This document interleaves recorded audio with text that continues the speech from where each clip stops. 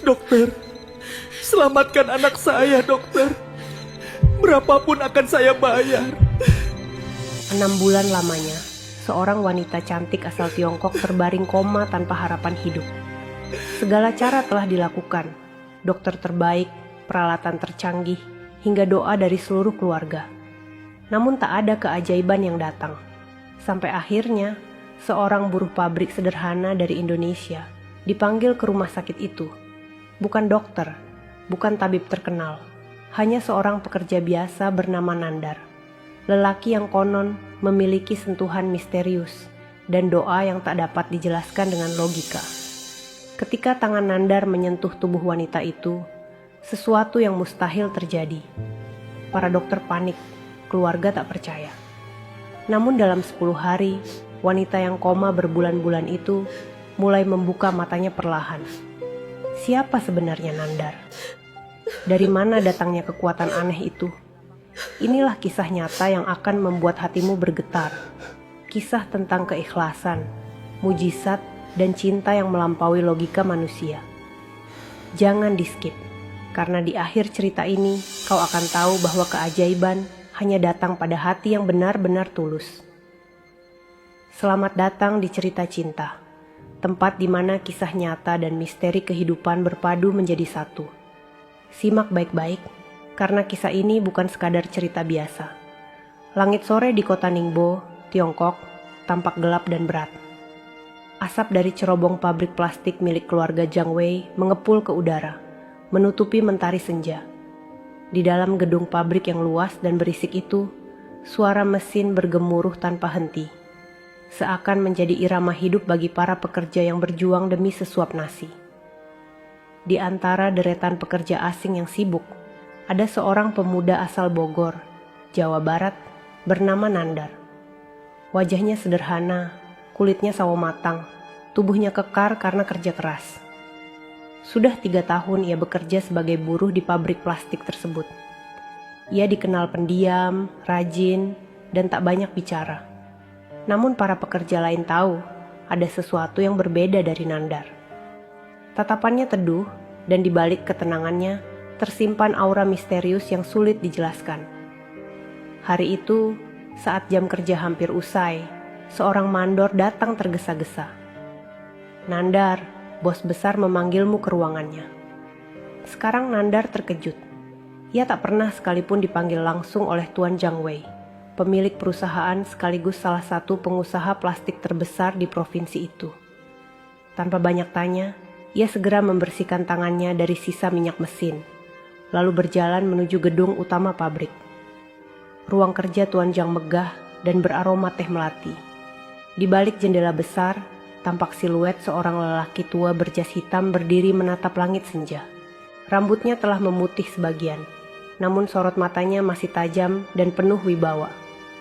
Saat mendengar langkah kaki, lelaki tua itu berbalik. Pandangannya menembus hening ruangan, menatap Nandar dalam-dalam. "Kau, Nandar?" "Iya, Tuan," jawab Nandar sopan sambil menunduk. "Aku dengar kau punya kemampuan yang tak biasa." "Kemampuan, Tuan?" Saya tidak mengerti. Tuan Jiang berjalan perlahan menuju mejanya.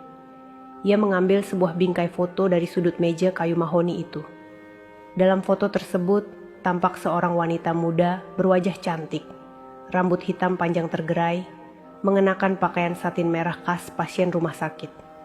Wajahnya pucat, namun tetap memancarkan keanggunan yang sulit diungkapkan dengan kata-kata. "Dia anakku." "Ling Ling," ujar Tuan Jiang dengan suara berat. "Sudah 6 bulan dia koma." Semua dokter menyerah. Ia menarik napas panjang, menatap foto itu seakan ingin memanggil putrinya kembali.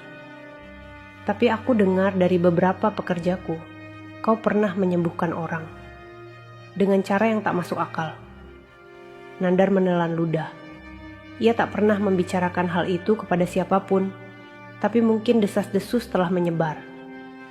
Dulu, sebelum berangkat menjadi TKI, ia memang sering membantu warga desanya yang sakit, dengan pijatan saraf dan doa kuno warisan kakeknya, seorang tabib kampung yang dikenal bijak dan tulus. "Saya hanya berusaha membantu, Tuan. Kalaupun ada yang sembuh, Itu semua karena izin Tuhan, bukan karena saya.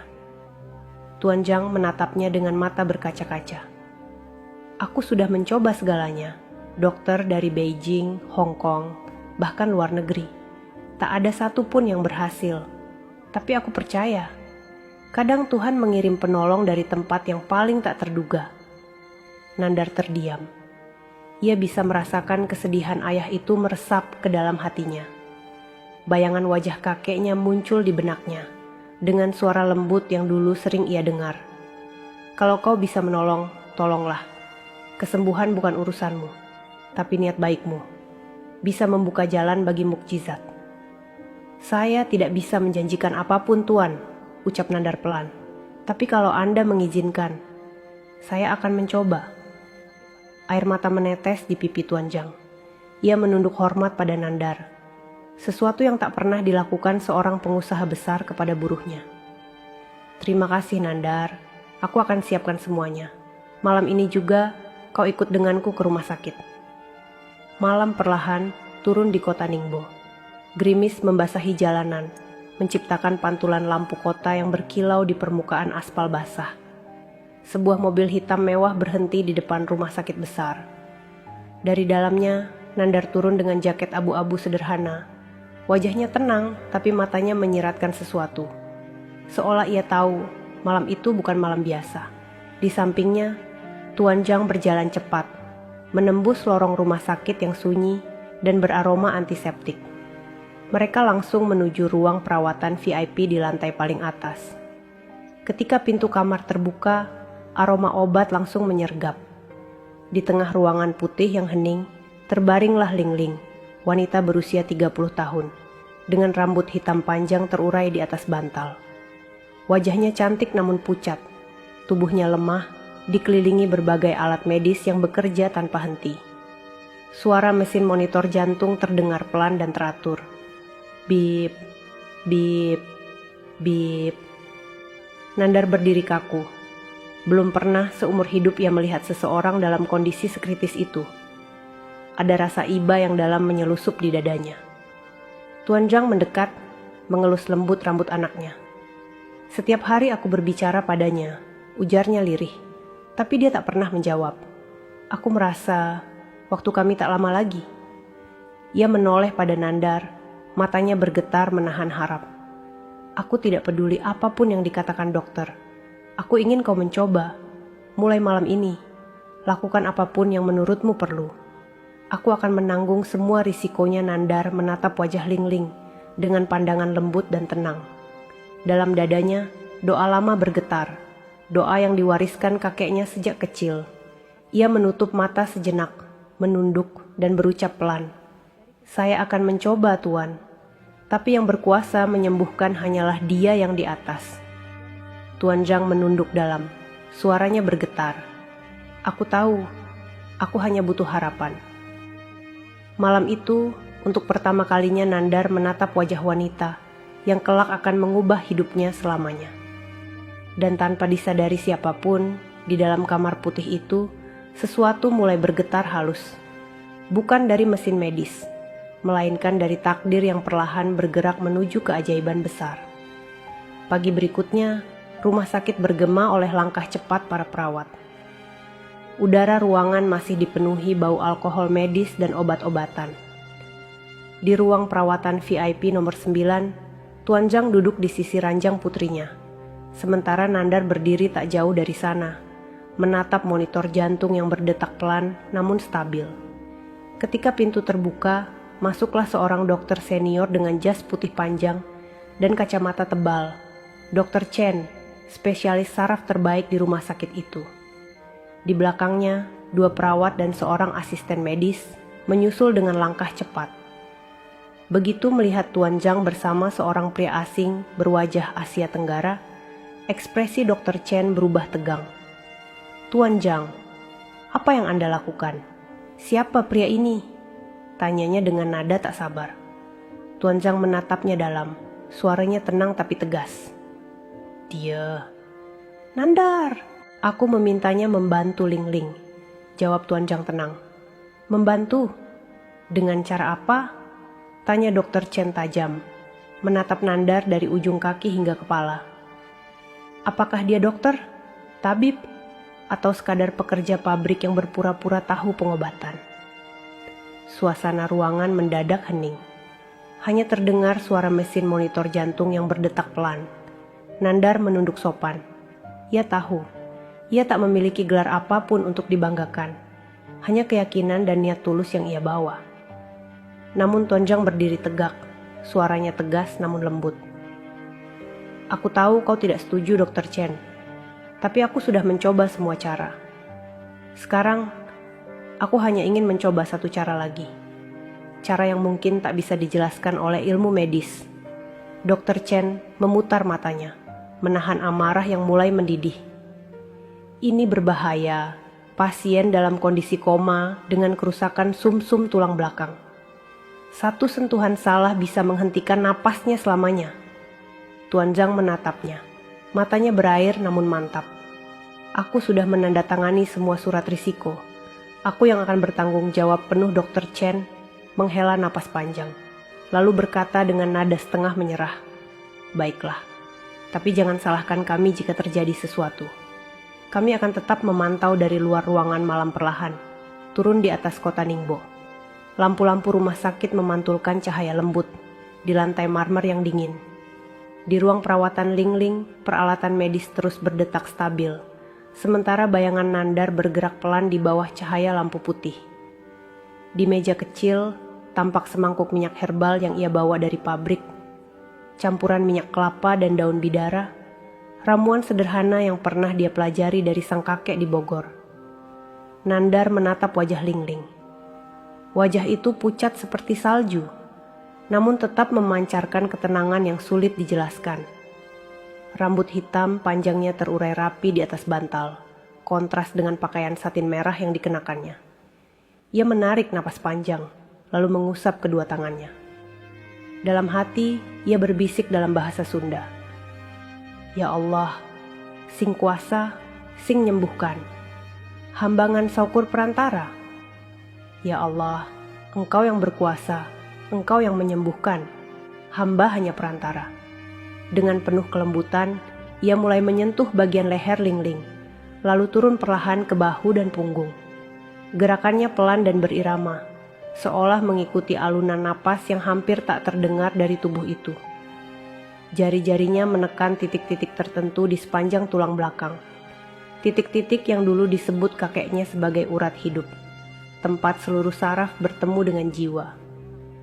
Dari balik kaca pengawasan, Dr. Chen memperhatikan dengan wajah tegang. Ia mencatat setiap gerakan Nandar. Rasa heran bercampur kesal terlihat jelas di matanya. Apa yang dia lakukan? Itu bukan akupunktur, bukan pijat refleksi, bahkan bukan teknik medis apapun yang saya tahu. Gumamnya pelan, setengah tak percaya. Tapi, lihat dok, ujar salah satu perawat dengan suara ragu, matanya menatap monitor. Detak jantungnya naik sedikit. Sekarang stabil. Dr. Chen terdiam. Ia mencoba menepis rasa takjub yang mulai merayap di dadanya. Itu, kebetulan, gumamnya pelan, namun matanya tak bisa berbohong. Tubuh Lingling memang menunjukkan reaksi. Sementara di sisi ranjang, Nandar menutup matanya rapat. Bibirnya bergerak pelan membaca doa dalam hati. Perlahan, suhu tubuh Lingling terasa lebih hangat di bawah telapak tangannya. Ia memijat lembut ke arah pinggang dan punggung bawah. Titik yang diyakininya menjadi tempat penyakit itu berdiam. Tempat trauma mengunci saraf kehidupan. Keringat menetes dari pelipisnya. Tangannya sedikit bergetar, namun wajahnya tetap tenang dan fokus. Setiap kali ia menarik napas, udara di ruangan terasa berubah. Lebih tenang, lebih hangat, seolah ada kehidupan yang perlahan berdenyut kembali. Lampu di atas kepala berpendar lembut, dan suara monitor medis berdetak stabil. Setelah 1 jam berlalu, Nandar perlahan menghentikan gerakannya. Ia duduk di kursi, menunduk lelah. Untuk malam ini cukup, ujarnya pelan. Tubuhnya mulai merespons, tapi ini tidak bisa instan. Saya akan datang lagi besok malam. Tuan Zhang mengangguk, matanya berkaca-kaca. Kau tidak tahu Nandar, Betapa besar harapanku padamu. Teruskan. Aku percaya padamu hari-hari berikutnya berjalan menegangkan. Setiap malam, Nandar datang ke rumah sakit. Selalu setelah pabrik selesai beroperasi dan lampu-lampu gudang dipadamkan. Ia membawa minyak herbal, sebotol air putih, dan sehelai kain kecil yang selalu ia gunakan saat berdoa. Malam pertama, tak ada perubahan. Malam kedua, tubuh Lingling tampak sedikit lebih hangat. Malam ketiga, monitor jantungnya mulai menampilkan grafik yang lebih aktif.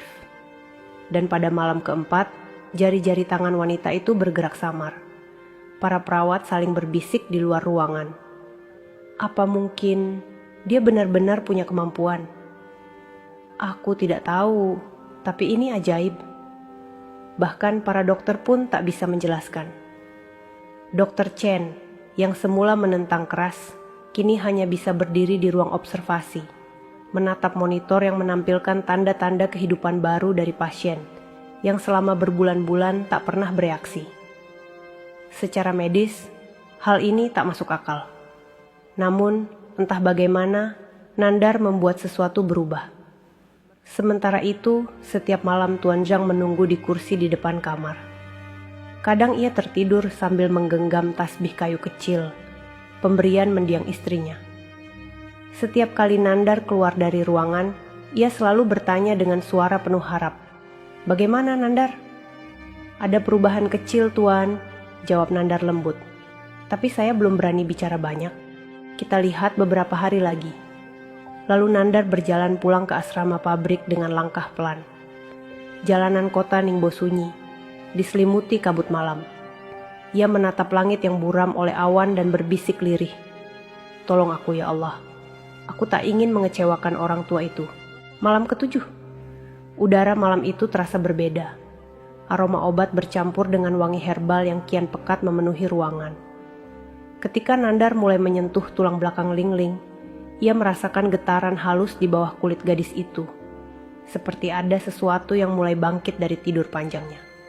Ia berhenti sejenak, terkejut, lalu melanjutkan pijatannya dengan lebih hati-hati. Tiba-tiba, monitor jantung di samping tempat tidur berbunyi cepat.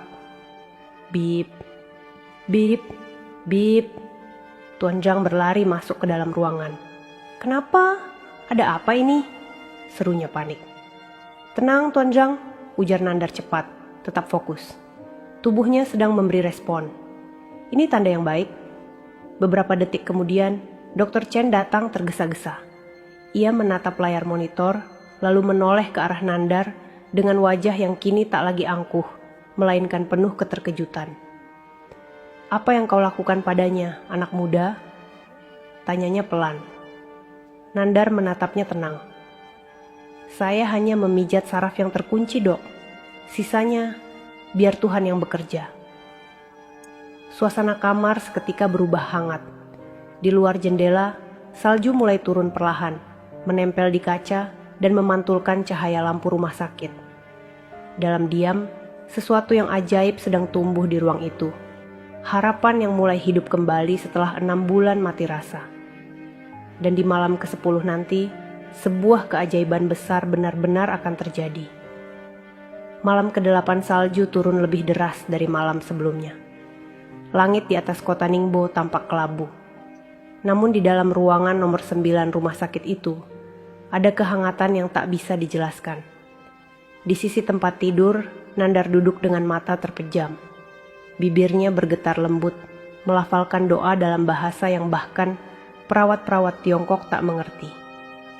Tangannya yang kasar dan kokoh memijat perlahan punggung Lingling, menyusuri titik-titik saraf yang telah ia pelajari sejak kecil. Suara mesin monitor berdetak lembut, teratur, seolah mengikuti irama napas dan pijatannya. Tuan Zhang Wei yang selalu duduk di kursi pojok ruangan memperhatikan tanpa bersuara. Setiap malam, ia menyaksikan pemuda sederhana dari Indonesia. Itu bekerja dengan kesungguhan luar biasa.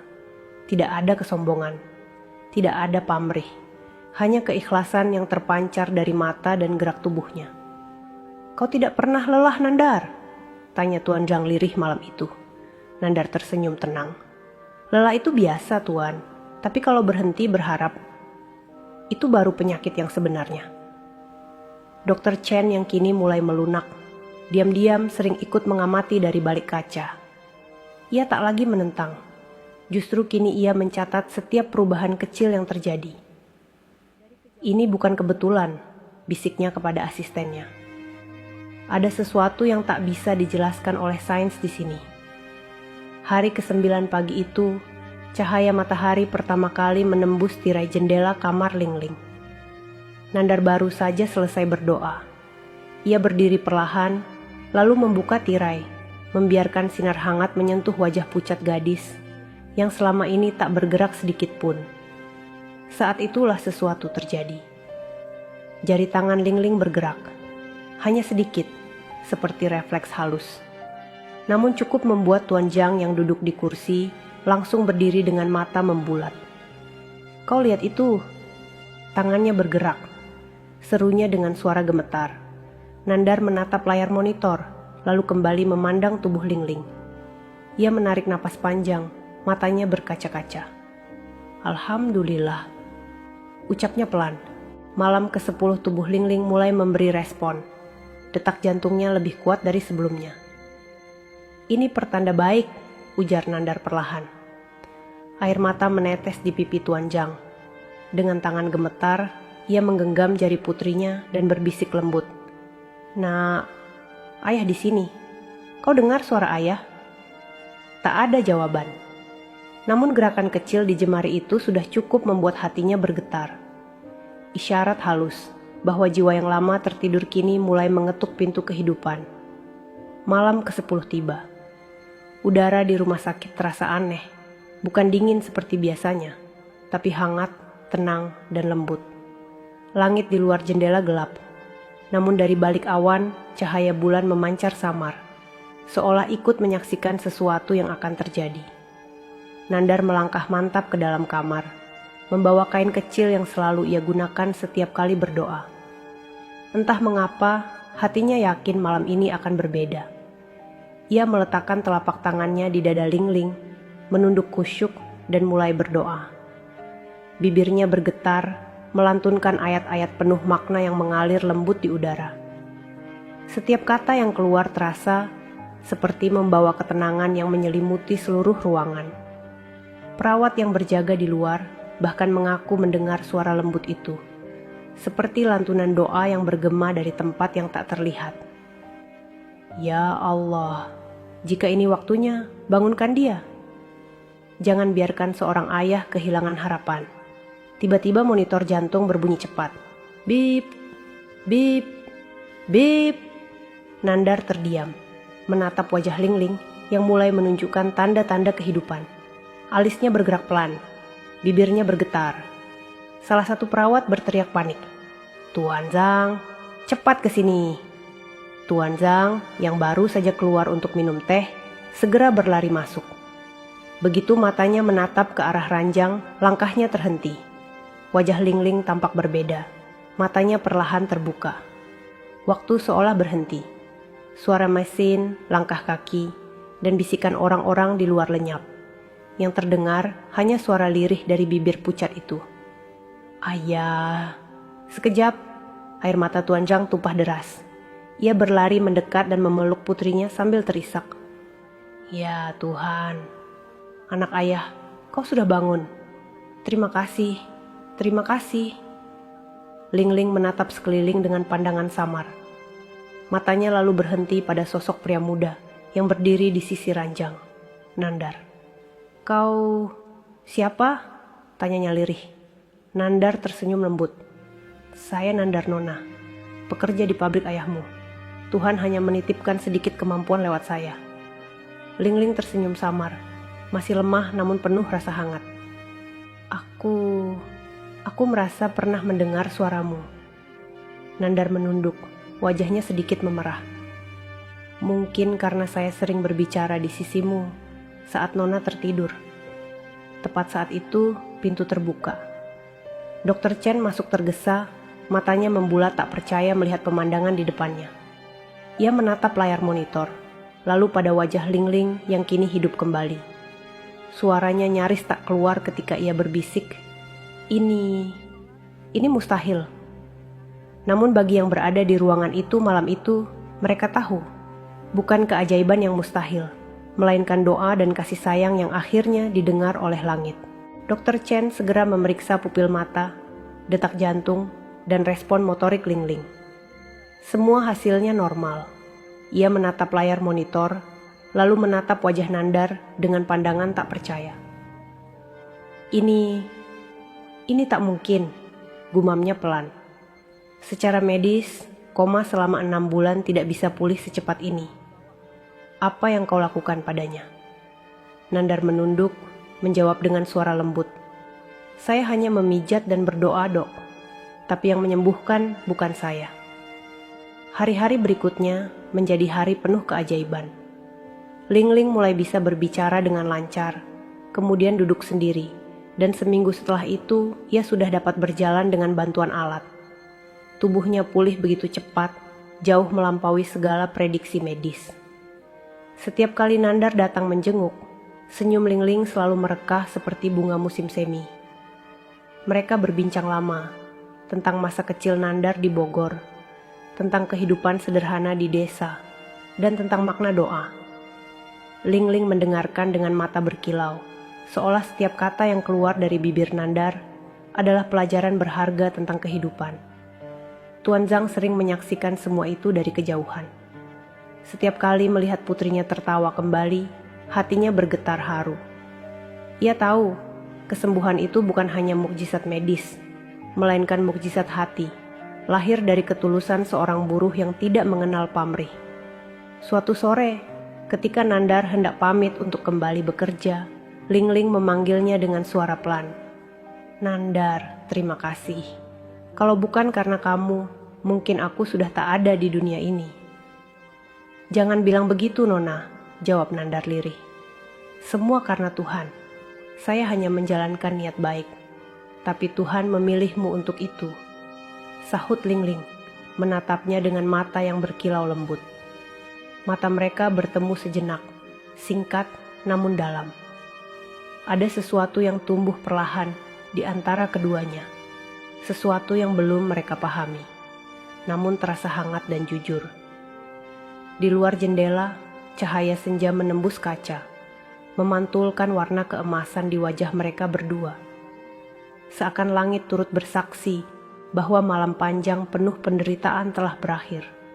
Kehidupan baru sedang dimulai, bukan hanya bagi Ling Ling yang akhirnya terbangun dari tidurnya, tetapi juga bagi Nandar, yang tanpa sadar telah membangunkan cinta di hati wanita yang ia sembuhkan. Musim dingin pun berlalu. Salju yang dulu menutupi jalanan kota Ningbo, kini mencair, berganti dengan bunga plum yang bermekaran indah di taman-taman kota. Langit biru tampak cerah, seolah menyambut kehidupan baru yang tumbuh di hati semua orang di rumah keluarga Jiang Wei. Sudah 2 bulan berlalu sejak Ling Ling sadar dari koma. Kini ia tampak sehat, segar, dan jauh lebih bahagia. Rambut hitam panjangnya kembali terurai lembut. Wajahnya berseri dengan senyum yang menenangkan siapapun yang melihatnya. Tak ada lagi sisa kesakitan, tak ada lagi mesin-mesin medis di sekelilingnya. Yang tersisa hanyalah kehangatan keluarga dan tawa yang kembali mengisi rumah besar itu. Di teras rumah bergaya oriental yang megah, Tuan Zhang duduk santai sambil menyeruput teh hangat. Di hadapannya, Nandar duduk dengan sopan. Ia mengenakan kemeja putih sederhana, tatapannya tetap tenang dan rendah hati. Namun hari itu, ada sesuatu yang berbeda di wajah Tuan Zhang. Senyumnya penuh makna, matanya lembut, namun mengandung ketegasan yang sulit dijelaskan. Nandar, katanya perlahan. Kau tahu kenapa aku memintamu datang ke sini hari ini? Nandar menggeleng pelan. Tidak, Tuan. Saya kira hanya untuk melihat keadaan Nona Ling Ling Tuan Zhang tersenyum tipis. Itu juga benar, tapi ada hal lain yang ingin kubicarakan. Suasana mendadak hening. Hanya suara gemericik air kolam dan kicau burung di taman yang terdengar mengisi jeda percakapan. Selama 2 bulan ini, lanjut Tuan Zhang, aku memperhatikan sesuatu. Anakku, Ling Ling. bukan hanya sembuh secara fisik. Ia juga berubah, lebih lembut, lebih rendah hati. Dan setiap kali ia tersenyum, selalu ada satu nama di balik senyumnya. Namamu. Nandar menunduk. Wajahnya memerah, jemarinya saling menggenggam gelisah. Tuan, saya hanya menolong sebisa saya. Tidak lebih, Tuan Zhang menggeleng perlahan. Tidak, Nandar. Kau bukan hanya menolong. Kau telah menyelamatkan hidup anakku. Kau mengembalikan harapan yang sempat mati dalam diriku. Dan aku percaya, di balik semua ini, Tuhan pasti sedang menulis rencananya. Ia kemudian berdiri, menatap ke arah taman tempat Lingling sedang memberi makan burung-burung kecil. Pandangannya teduh, namun ada kerinduan di dalamnya. Aku sudah tua, Nandar. Aku tidak bisa selalu menjaga Lingling. Aku ingin ada seseorang yang tulus di sisinya. Seseorang yang mencintainya bukan karena harta, bukan karena nama besar keluarga Zhang. Dan aku yakin, orang itu adalah engkau. Nandar tertegun. Ia mendongak cepat, matanya melebar. Tuan, saya hanya buruh biasa. Saya tidak pantas untuknya Tuan Zhang menatapnya tajam namun hangat. Kesungguhan dan ketulusan jauh lebih berharga daripada gelar atau kekayaan, Nandar. Aku sudah berbicara dengan Lingling, dan kau tahu apa jawabannya? Nandar menelan ludah. Apa, Tuan? Senyum lembut mengembang di wajah Tuan Zhang. Dia bilang, jika boleh memilih, aku ingin menghabiskan hidupku dengan orang yang membuatku mengerti arti doa dan harapan. Kata-kata itu membuat dada Nandar bergetar hebat. Ia terdiam lama, matanya berkaca-kaca. Tapi, apakah dunia akan menerima kami, Tuan? Ucapnya lirih. Saya orang kecil, berbeda budaya, berbeda negara. Cinta tidak mengenal batas. Ucap Tuan Zhang dengan suara lembut. Dan aku akan menjadi saksi bahwa dua hati bisa disatukan, bukan karena kesamaan darah, tapi karena kesucian niat. Beberapa bulan kemudian, kabar gembira mengguncang komunitas bisnis di Ningbo. Putri tunggal keluarga Zhang akan menikah, bukan dengan pengusaha kaya atau pejabat tinggi, melainkan dengan seorang buruh asal Indonesia. Berita itu menjadi perbincangan di mana-mana, namun keluarga Zhang tetap tenang. Mereka tahu, inilah jalan yang telah digariskan oleh takdir. Hari pernikahan tiba, langit tampak cerah. Angin berhembus lembut membawa aroma melati dan mawar merah. Di taman besar halaman rumah keluarga Zhang, ribuan bunga menghiasi setiap sudut. Lentera merah bergelantungan di sepanjang jalan masuk, memantulkan cahaya hangat di antara dedaunan bambu. Musik lembut khas Tiongkok berpadu indah dengan alunan gamelan Sunda yang dimainkan oleh beberapa TKI rekan Nandar. Dua budaya bersatu, menenun harmoni yang begitu mempesona. Timur dan selatan, kaya dan sederhana, berpadu dalam cinta yang suci. Lingling tampak anggun dalam balutan ceongsam merah berbordir emas. Wajahnya berseri, matanya berbinar menatap pria yang berdiri di sampingnya. Nandar mengenakan setelan hitam sederhana dengan selendang batik Bogor melingkar di lehernya, simbol asal dan jati dirinya. Ketika upacara dimulai, semua mata tertuju pada mereka. Tuan Zhang berdiri di depan mikrofon, suaranya bergetar menahan haru. Hari ini, katanya, bukan sekadar pernikahan dua manusia. Ini adalah pertemuan dua dunia, timur dan selatan, kaya dan sederhana, ilmiah dan spiritual. Namun di atas semua itu, ini adalah penyatuan dua hati yang disatukan oleh doa dan keikhlasan. Suara tepuk tangan bergema di udara. Lingling meneteskan air mata bahagia, lalu menggenggam tangan Nandar erat-erat. Terima kasih telah membangunkanku, bisiknya lembut. Bukan hanya dari tidur panjang, tapi juga dari kesombongan masa laluku. Nandar tersenyum penuh makna. Dan terima kasih Nona, sudah membuatku merasa berharga. Dari kejauhan, Tuan Zhang menatap mereka dengan mata basah. Hatinya dipenuhi rasa syukur yang dalam. Ia yakin, arwah istrinya di surga pasti tersenyum menyaksikan kebahagiaan ini. Malam hari, pesta ditutup dengan pertunjukan kembang api merah dan emas. Langit Ningbo tampak berkilau, seakan turut merayakan kisah cinta yang lahir dari keajaiban. Nandar berdiri di balkon menatap gugusan bintang. Dalam hati ia berbisik pelan, "Ya Allah, aku hanyalah buruh biasa, tapi Engkau telah memberiku kehormatan yang luar biasa. Terima kasih atas kuasa dan kasih-Mu." Tiba-tiba, Lingling memeluk lengannya dari belakang, lalu menyandarkan kepala di bahunya. "Mulai hari ini," katanya manja, "jangan panggil aku Nona lagi, panggil aku istrimu." Nandar tertawa kecil menatap langit yang semakin terang. "Baiklah, istriku." Dan di bawah langit Tiongkok yang bersinar malam itu, dua hati dari dua dunia yang berbeda akhirnya bersatu. Bukan karena kekayaan, bukan karena kebetulan, tetapi karena ketulusan dan cinta yang lahir dari doa. Dari kisah ini, kita belajar bahwa keajaiban bukan hanya lahir dari ilmu atau harta, melainkan dari hati yang tulus dan doa yang tak pernah lelah berharap. Seorang buruh sederhana bernama Nandar telah membuktikan bahwa kasih dan niat baik mampu melampaui batas negara, budaya, bahkan logika manusia. Dalam hidup, mungkin ada saat-saat di mana semuanya terasa gelap dan tak pasti. Namun ingatlah, terkadang Tuhan menolong kita melalui tangan orang yang paling tidak kita sangka. Dan cinta sejati selalu lahir dari ketulusan, bukan dari harta, kedudukan, atau rupa.